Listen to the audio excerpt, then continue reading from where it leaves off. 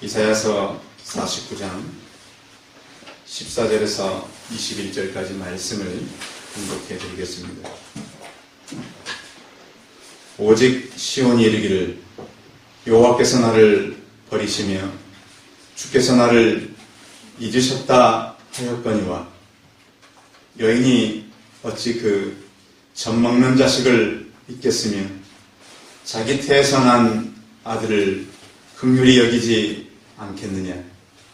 그들은 혹시 잊을지라도 나는 너를 잊지 아니할 것이라.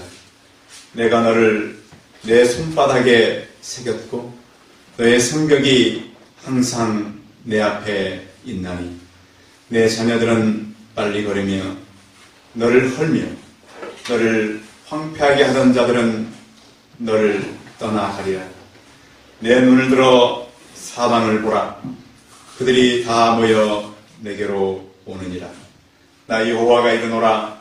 내가 나의 삶으로 맹세하노니 내가 반드시 그 모든 무리를 장식처럼 몸에 차며 그것을 띠기를 신부처럼 할 것이라. 이는 내 황폐하고 적막한 곳들과 내 파멸을 당하였던 땅이 이제는 주민이 많아 좁게 될 것이며 너를 삼켰던 자들이 멀리 떠날 것이니라.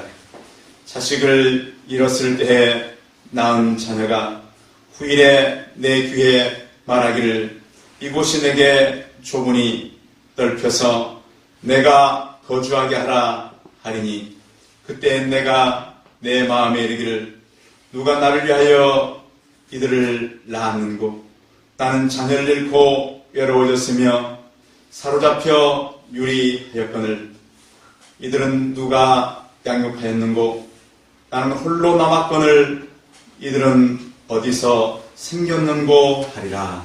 아멘. 옆 사람과 서로 인사하겠습니다. 만나서 반갑습니다. 반갑습니다. 네, 오늘 우리 공집사님이 또 오셨는데 우리 박수로 환영하겠습니다.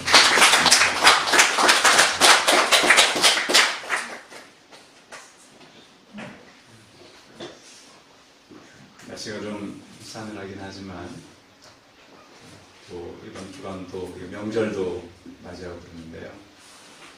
그런 기회가 이웃들을 만나서 예수님을 소개하고 가족들과 만나서 하나님께서 우리 인도함을 간증하는 그런 시간들이 될 수 있도록 하시고요. 또 예배에 오면 우리는 늘 하나님을 기대하시기 바랍니다. 믿음은 기대함입니다. 그래서 하나님께서 앞으로 또 오늘 나를 어떻게 채우실까? 어떻게 하나님께서 우리를 도우실까? 생각을 늘 가지고 우리는 살아가야 합니다. 우리 현실은 늘 어렵습니다. 또 힘든 것들이 참 많습니다. 또 헤쳐나가야 될 일이 참 많은데요. 그러나 나 혼자 하는 것이 아니고 나를 사랑하시고 나를 붙드시는 하나님께서 동행하셔서 나를 돕는다는 사실을 잊지 않고 살아가면 좋겠습니다. 사람들이 살아갈 때 두 가지 정도의 생각을 가지고 살아갑니다. 그 하나는 결핍된 사고를 갖고 사는 사람들이 있습니다. 이런 사고는 어떤 사고냐면 늘 상대를 누르고 내가 이기겠다라고 하는 그런 사고입니다. 그래서 어떻게 하든지 나는 누굴 밟고 올라가야 되겠다. 누굴 이겨야 되겠다. 그런데 우리 성도님들은 생각을 나는 누구를 도와줘야 되겠다. 그런 마음을 가지고 살아가시기 바랍니다.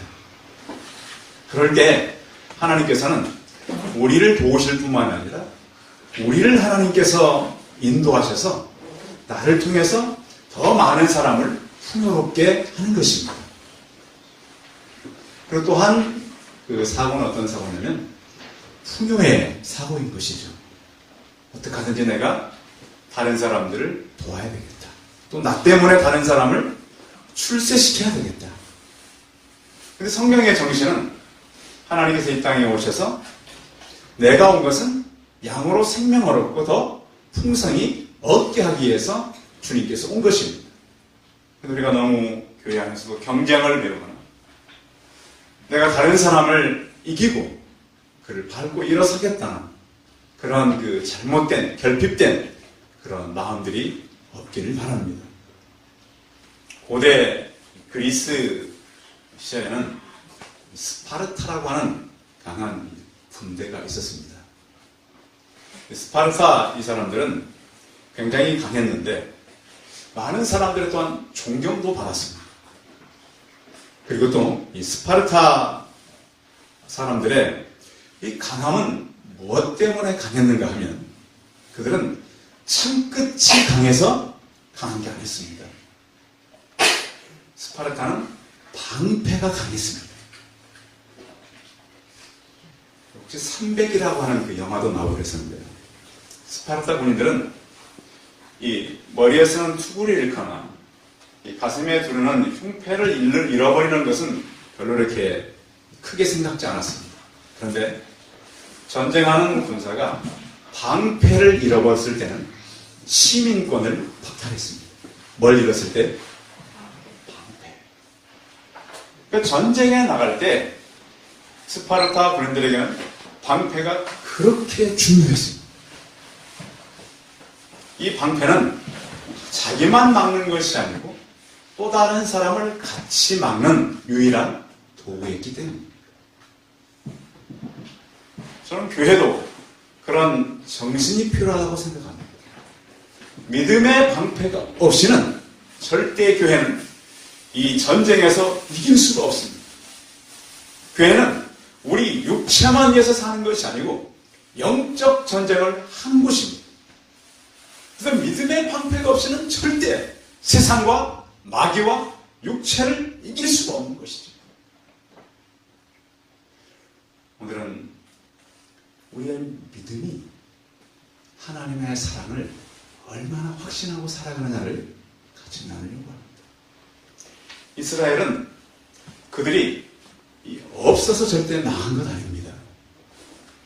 그들이 돈이 없어서 망한 적은 없어요, 이스라엘이. 그들이 망한 원인은 우상 숭배였어요. 왜 우상 숭배를 그들이 했냐면 저 우상을 숭배하면 저 우상을 통해서 더 얻을 수 있다고 생각한 거예요. 우리도 그렇지 않나요? 신앙생활 열심히 하지만 신앙생활 하면서도 저걸 하나 더 하면 내가 더 얻을 수 있지 않을까? 그런 계산이 생기는 거잖아요. 우리도 그렇잖아요. 직장을 하나 다니는 것보다는 우리 생각에는 2개 다니면 더 많이 벌이가 생길 거잖아요. 근데 어떻게 2개 해보신 분들 어떻던가요? 더 많이 벌던가요? 신앙생활도 그렇다는 거예요. 교회는 다녀요. 근데 뭔가 얘기를 안 해서 그렇지 신앙 외에 다른 것들을 신뢰하고 살아가는 거예요. 돈을 신뢰하든가 사람을 신뢰하든가 아니면 자기가 할 수 있는 어떤 능력을 신뢰하든가 그래서 살아가는 거예요. 이스라엘 백성들도 하나님만 의지했다면 그들이 성전이 무너지진 않았을 거예요. 언제나 이 위기가 올 때는 그 징조가 있습니다. 전조. 우리가 지진이 계속 지금 일어나잖아요. 새벽에도 또 지진 일어나면 다시 일어나는데 이 전조가 있는 거예요. 언제나. 뭔 일이 생길 때는. 이스라엘에게도요. 이 페르시아 군대, 바벨론이 오기 전에 많은 그 어떤 징조가 있었어요. 이러다간 나라가 망한다. 이러다간 우리가 믿음을 잃는다. 선지자들을 계속 보냈어요. 예레미야 선지자를 보냈더니 선지자를 진흙탕 구덩이에다 감옥에다 집어넣어 버렸잖아. 먹을 것도 안 주고 말을 틀리게 한다. 이스라엘이 하나님을 떠났어요. 제일 사람에게 심각한 건 뭐냐면 교회를 안 오는 것보다 더 무서운 거는 하나님을 떠나는 거예요. 아담이 가장 심각했던 것은 선악과를 먹은 행위보다는 그 이전에 하나님을 떠난 거였어요. 이스라엘이 그렇게 선지자를 보내고 하나님께서 그들에게 말씀했지만 하나님을 떠났어요. 그들의 눈에 보이는 데서 성벽이 다 무너졌어요. 흔적만 조금 남았어요. 많은 사람이 페르시아 바벨론 군대에 의해서 죽었어요. 끌려갈 때 어떻게 끌고 간 줄 아세요? 전쟁은 2등이 있어요, 없어요? 2등은 죽음이에요. 2등은 종이 되거나 그 사람들의 포로가 되거나 그들의 속국이 되는 거예요. 전쟁은 무서운 거예요.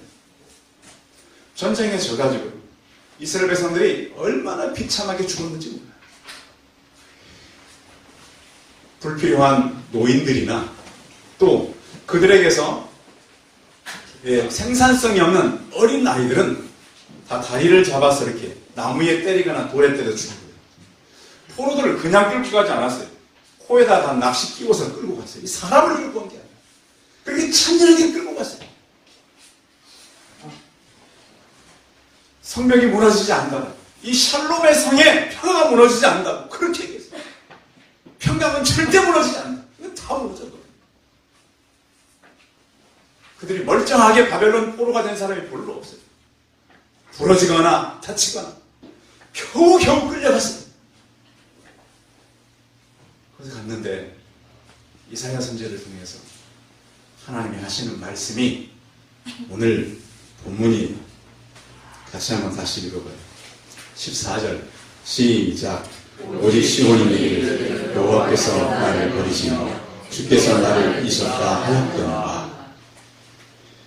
그렇게 끔찍한 전쟁이 있고 나서 야, 우리는 이제 하나님이 버렸어. 그러지 않고는 이렇게 될 수 없는 거예요. 도저히 하나님이 버렸고 잊어버렸으니까. 그리고 포로가 됐으면 좀 빨리 구해가면 좋잖아요. 근데 하나님께서 정해놓은 기간이 있었어요. 몇 년이었죠? 70년의 기간이 있었어요. 그러니까 이미 얘기했어요. 그런데도 이 사람들은 2년쯤 후면 데려갈 거라고 생각했어요. 2년이 지나도 하나님은 데려가지 않았어요. 그 끔찍한 곳에 있었어요. 그래서 이제 하나님이 우리를 잊어버려요. 근데 하나님은 내가 너희를 잊지 않았다. 자, 하나님의 약속인데요. 15절 읽어봐요. 시작. 여인이 어찌 그 젖먹는 자식을 낳겠으며 자기 태에서 난 아들을 긍휼히 여기지 않겠느냐. 그들은 혹시 잊을지라도 나는 너를 잊지 않을 것이다. 젖을 먹이는 부모가 자녀를 잊어버릴 수 있을까요? 그 엄마들은 신기하게 젖 먹는 엄마들, 젖을 먹이는 엄마들은 아이 울음소리를 빨리 들어요. 저는 모르겠더라고요. 애가 우는지 자는지. 물론 피곤해서 들어갔으니까 이제. 근데 아이를 키우는 엄마는 금방 알아요. 그 소방수와 아이 키우는 엄마의 차이가 있다면, 예. 소방수 하시는 분들이 그 소방서에서 일하시는 그 있잖아요. 불 끄시는 분들은 그 비상 소리는 자다가도 금방 깼네요. 다른 사람들은 잘 모른대요. 그런데 아이를 키우는 엄마는 누구 울음소리? 아기 울음소리를 진짜 금방 알아차린대요. 그런데 젖을 먹이는 여인이 어떻게 그 아이를 잊을 수 있겠는가? 그럴 수 없다. 그럴 수 없다. 동물들도 마찬가지예요. 여러분 동물들 집에서 키워보신 분들 아시잖아요. 집에서 키우는 동물들이 가장 싸나워질 때가 언제죠?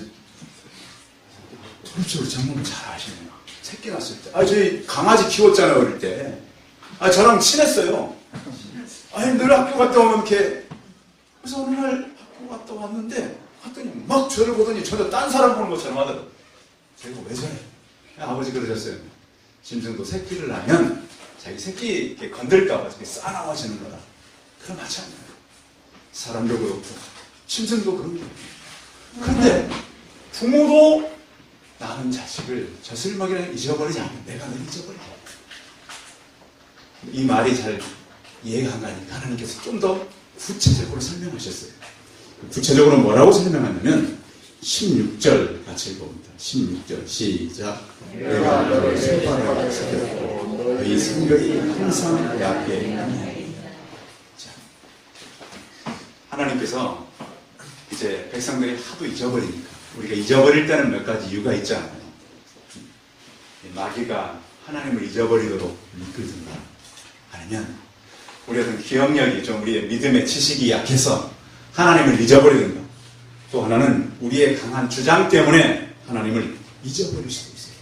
그런데 하나님께서는 내가 너희를 잊지 않고 기억한다 라는 것을 말씀하기 위해서 내가 너희를 어디에 새겼다고요? 어디에 새겼다고요? 손바닥에 새겼다. 사람들이 조사를 해봤더니 그 컨닝 아시잖아요. 컨닝. 한데 컨닝 도구가 있어요. 컨닝 도구의 첫 번째 도구가 뭔 줄 아세요? 네, 손바닥이에요. 손바닥. 그래서 이제 보면 여러분 기억나시죠? 이렇게 써가지고 이렇게 기억 안 나는 거. 근데 물론 손바닥이 물론 좋게 쓰면 좋아요. 뭐 기억하기 위해 쓰면 좋은데, 근데 하나님은 이 손바닥에다 새겼다는 거예요. 제가 자료를 찾아봤어요. 그러면 이사야 시대에 이게 어떤 의미인가? 요즘의 의미가 아니라 그 당시에도 전쟁이 있었잖아요. 군인들이 전쟁에 나가요. 그러면 그 당시에는 요즘 같으면 이 사람이 그리우면 뭘 보죠? 사진, 그렇죠. 아니면 찍어놓은 동영상 같은 것이 있어서 그리우면 봐요. 그런데 고대 때에는 그럴 수가 없으니까 아이들이 전쟁을 나가거나 멀리 떠나게 되면 이 손에다가 이름을 새겼다는 거예요. 새겼다는 것은 어떻겠다는 거예요? 칼끝이나 뾰족한 것으로 손바닥에다 자국을 만들어서 이름을 써놓고 그리우면 뭘 보는 거예요? 그 이름을 보는 거예요. 그리움. 만날 수 없습니다. 그들 손을 보면서 그 아이들을 또 떠나간 사람들을 보는 거예요. 저도 이제 가끔씩 이제 결혼 주례를 부탁받거나 기도를 부탁받을 때가 있어요. 여러분 주례가 쉬울까요? 기도가 쉬울까요? 안 해봐서 모르시죠? 주례가 훨씬 쉽습니다. 왜? 주례는 가끔씩 원고를 볼 수 있어요. 기도는 끝까지 왜 다 촬영하잖아요. 근데 읽고 있으면 좀 미안하잖아요. 신랑 신부가 봤을 때 그 생각이 들어서 저는 다 이제 암송을 해요. 또 똑같이 할 수 없잖아요. 왜 그러냐면 제 제자들이 그 결혼을 많이 했기 때문에 아니 비디오 봤더니 여기서도 목사님 똑같이 기도하고 똑같이 기도한다. 그래서 이제 기도를 좀 바꾸어야 됐어요. 그래서 이제 기억을 해야 되는데 어떻게 기억을 할까요? 기도를 다 외우면 기억을 해야 되잖아요. 손가락이 몇 개가 있어요? 5개. 큰 주제를 5개로 잡았어요. 여러분 손가락 한 손가락에 마디가 몇 개인 줄 아십니까? 세지 마시고 몇 개? 네? 한 손에 마디 다. 네? 아직도 모르셔요? 자기 손에 마디가 한 손에 마디가 몇 개인지? 네? 세보세요 얼른. 14개입니다. 지금까지도 자기 손가락이 몇 마디인지 모르고 사셨죠? 손가락에서 미안하다 그러세요. 저도 세봤더니 14개더라고요. 어떤 사람은 13개 하는 사람도 이해는 가요. 왜 중간에 하나를 잃을 수도 있으니까. 손이라고 하는 것은 우리가 늘 보고 사용하는 곳이에요. 근데 내가 너희를 어디에 새겼다? 손에? 바닥에 새겼다. 이 말은요, 이름만 새겼다는 의미가 아니에요. 너희의 모든 인격도 다 새겼다. 너희 과거도 새기고, 현재도 새기고, 미래도 내 손 안에 새겨져 있다. 그래서 너가 힘들었던 것도 기억하고, 너가 어려웠던 것도 기억하고, 그 의미가 너의 성벽이 항상 내 앞에 있다. 도대체 너의 성벽이라는 말이 무슨 의미냐면 이스라엘 백성들이 끌려올 때 비참하게 그 성전이 다 무너졌어요. 그것을 하나님은 기억하고 계신다는 거예요. 너희만 기억하는 것이 아니라 나도 너희의 슬픔과 어려움과 좌절을 기억하고 있다. 우리는 우리만 힘들어하는 줄 아셨죠? 나만 어려워하는 줄 알았죠. 왜 나는 인생이 힘듭니까? 사고가 이렇게 많습니까? 깊은 얘기들을 안 해서 그렇죠. 고난의 파도가 다 있어요. 다 있어요. 사람들을 가까워 이렇게 지내보면 친해지기 위해서는 그 사람의 역사를 알아야 돼요. 어떻게 자랐고, 어떻게 지내왔고, 지금 어떻게 살고, 그래야 더 가까워질 수 있어요. 근데 그 모든 것을 하나님께서는 우리를 손바닥에 새겼다는 의미는 다 너희를 기억하고 있다는 거예요. 우리는 때로 큰 일하는 그 정신적인 트라우마가 있잖아요. 혹시 요즘에도 여러분들 자다가 깜짝깜짝 깨시는 분들 계세요? 편히 주무시면 그런 트라우마가 별로 없는 거예요. 자다가 깜짝깜짝 깨시는 분들 계세요. 왜? 두려워하죠. 너무 큰 일을 만나가지고. 그런 분들 계신다는 거예요. 하나님은 그래서 너희를 내 손바닥에 새겼, 너의 성벽이 항상 내 앞에 있다. 기억하고 있다. 너의 좋은 일도 나쁜 일도 내가 다 기억한다. 이렇게 말씀하고 있는 것입니다. 그 하나님께서 그러면 너희를 기억하고 마는 것이 아니라 어떻게 하겠다고 말씀하냐면 17절 읽어보십시오. 시작. 내 자녀들은 빨리 걸려 너를 헐며 너를 황폐하던 자들은 너를 떠나가리라. 자, 지금 그들을 황폐했던 그 나라에 가 있어요. 그들이 지금 이 이스라엘 사람들을 다스리고 있단 말이에요. 근데 이 모든 것은 내가 회복해 가겠다. 내 주변에 힘들게 했던 사람들이 떠나가고 자녀들이 돌아옵니다. 그런데 어떻게 돌아오느냐? 18절 같이 봅니다. 18절 시작.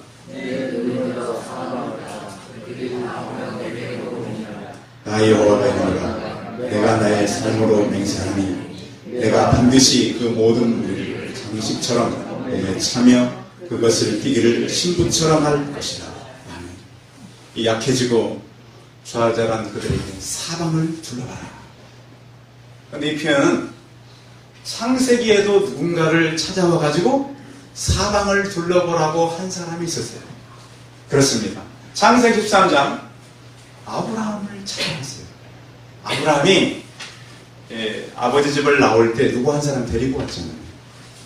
조카 롯을 데리고 왔어요. 근데 조카 롯하고 같이 목축업이니까. 근데 문제는 목축업이 늘어나면서 문제가 생겼어요. 서로 목자들끼리 다투는 거예요. 그래서 우리가 갈라서 좀 멀리 살자. 너가 좌하면 내가 우하고 너가 우하면 내가 좌하겠다. 그래서 먼저 가라. 그러니까 조카 롯이 두말할 것 없이 좋은 땅 찾아가 버린 거예요. 정말 그 양 키우기 좋은 목축업에 좋은 땅 딱 눈에 들어오는 땅 있잖아요. 지금 여러분 그 눈에 들어오는 땅 아시죠? 딱 보면 그 땅 조카가 딱 차지해 가버리니까 아브라함 마음이 어떻겠어요? 굉장히 마음이 외로워하세요. 하나님은 꼭 그때 찾아오세요. 여러분 마음이 힘들 때가 있으세요? 여러분의 영혼이 하나님을 찾는다는 신호인 것을 직감하시기 바랍니다. 명절인데 갈 데도 없고 찾아오는 사람도 별로 없고 뭐 특별히 잘 된 것도 없고 마음이 힘드세요? 그때마다 나를 손바닥에 새기시고 나를 바라보시는 하나님을 기억하시기 바랍니다. 그 아브라함의 하나님께서 사방을 둘러봐요. 사방이라고 하는 것은 특별히 장소는 없지요. 방향만 있는 곳이죠. 그걸 둘러봐요. 왜 사방을 우리는 둘러봐야 될까요? 아브라함을 찾으신 하나님께서 동서남북, 그 동서남북의 모든 땅을 내게 주겠다. 내 자손으로 땅을 티끌같이 하겠다. 종과 행으로 다녀와. 근데 그 아브라함의 약속이 아브라함에서 끝난 것이 아니라 오늘 이사야에게도 왔어요.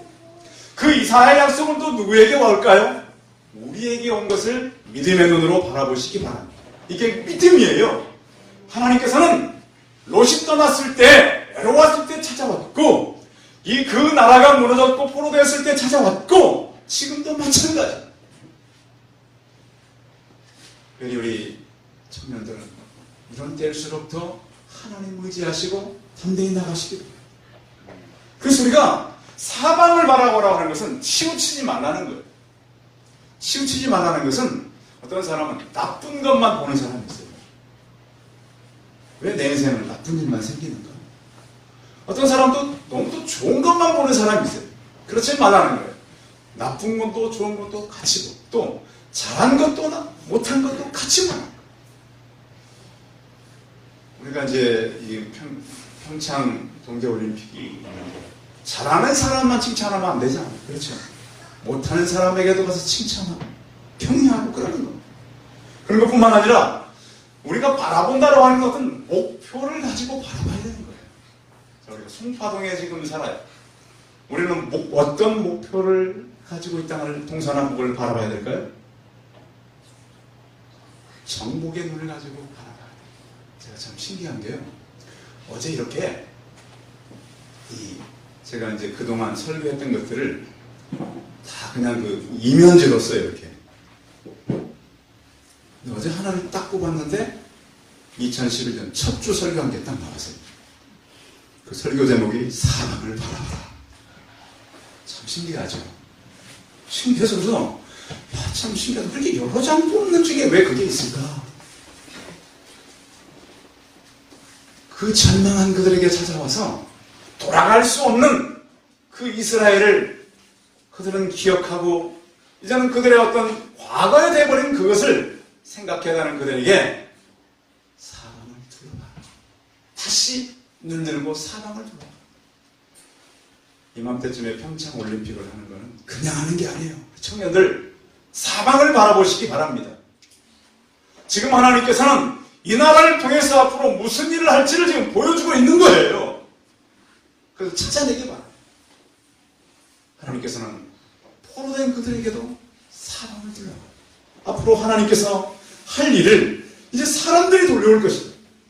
반드시 사람들이 무리를 장식처럼 몸에 차며 그것을 띠기를 신부처럼 할 것이다. 많은 사람들이 이스라엘에게 돌아올 것이다. 이렇게 말씀하고 있는 것입니다. 그래서 또 한 가지 말씀이 있어요. 19절 같이 읽어봐요. 19절 시작. 이는 내 황폐하고 적막한 것들과 내 파멸을 당하였던 땅이 이제는 주민이 많아 좁게 될 것입니다. 너를 삼켰던 자들이 멀리 떠날 것입니다. 자, 그 땅이 어떻게 된다고요? 주민이 많아서 좁게 될 것이다. 좁아져요. 점점 사람들이 몰려와요. 그 죽음의 땅이 회복의 땅이 된다는 거예요. 여러분, 예수 믿는 사람이 가는 곳에는 죽음의 땅에 생명이 있는 것을 믿으시기 바랍니다. 안 된다고요? 하나님이 도와주시면 다 된다고 믿으시기 바랍니다. 없다고요? 하나님은 없는 자를 있게 하셨어요. 죽은 자도 살리셨단 말이에요. 그 하나님을 믿는 거고 의지하는 거예요. 이사야의 말씀을 듣는 이스라엘 사람들이 지금 마음이 힘들 거예요. 그래서 하나님께서는 또 강조하는 거예요. 자, 21절 같이 읽어봐요. 21절 시작. 그때 내가 내 마음에 이르기를 누가 나를 위하여 이들을 낳았는고 나는 자녀를 잃고 외로워졌으며 사로잡혀 유리하였거늘 이들을 누가 양육하였는고 나는 홀로 남았거늘 이들은 어디서 생겼는고 하니라. 아니 도대체 이런 많은 사람들이 어디서 왔고 누가 했는가? 누가 하신다는 거예요? 하나님이 내가 한다. 내가 한다.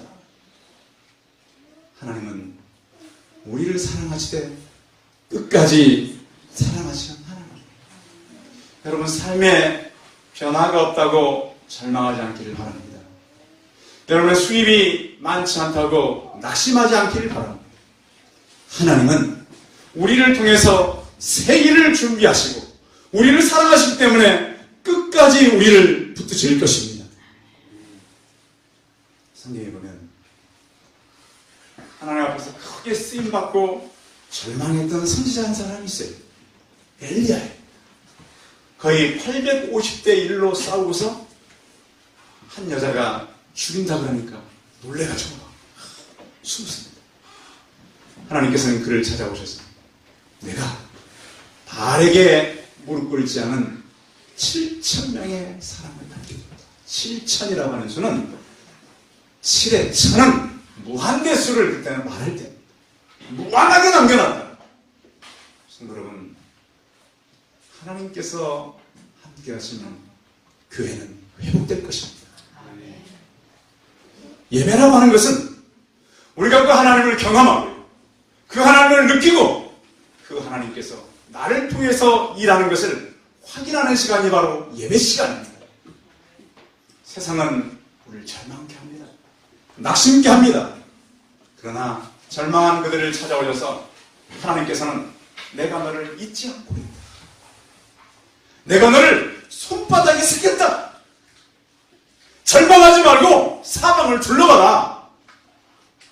내가 너희들이 낳지 않고 키우지 못한 그런 많은 사람들을 보내서 그 땅이 좁아지게 하겠다라고 하나님은 약속하셨습니다.